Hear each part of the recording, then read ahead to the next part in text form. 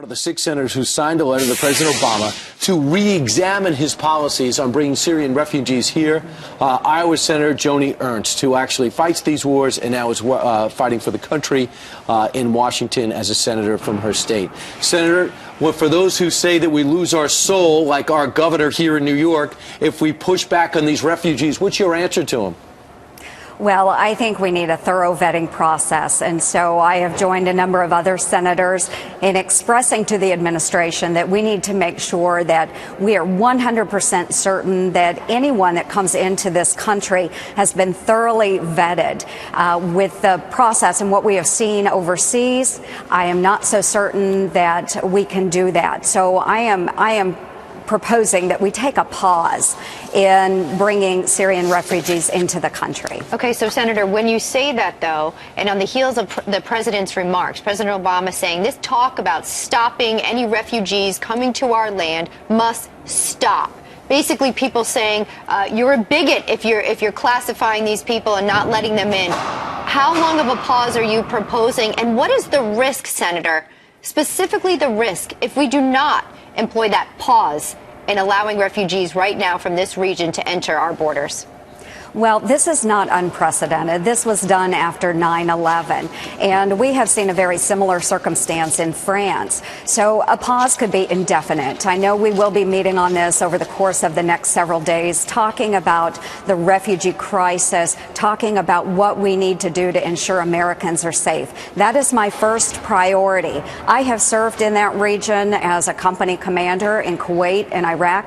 I understand the volatility there, but we have to understand the reason we have these refugees is because of the failed policy in the Middle East. We have a president that doesn't have a clearly communicated strategy, comprehensive strategy. That's why we have this crisis, but we must keep Americans safe. Sure.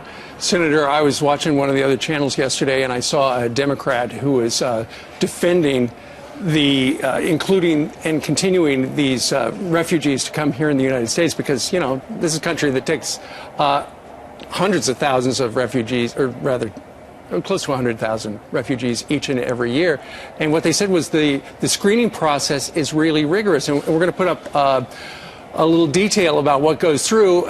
It is classified, but we do understand there are multiple security checks. There's an in-person interview with somebody from the Department of Homeland Security. They do a medical screening test, a cultural orientation class as well. But ultimately, I think what worry a lot of people, Senator, is the fact that we have already heard from ISIS. They're going to try to use this particular refugee crisis to import more terrorists into Western nations, and we certainly would qualify. That is correct, Steve. And again, we have to push back very hard on this, making sure that we are protecting Americans. I understand we have a very thorough vetting process with the information that we can get our hands on. But when you have a country such as Syria that is not willing to provide the background documents, it is very hard to ensure that they are properly vetted. Senator, what Democrats also agree with you and will stand by you with this? We know there was a push by the Speaker yesterday. What about in the Senate? I think we will have a number of Democrats, and we will continue working with our colleagues to make sure they understand the significance of protecting American lives. Again, that has to be our first priority. Is that are they concerned about pushback from the White House? If they told you privately they like to support you and agree with you, but they're afraid of coming public?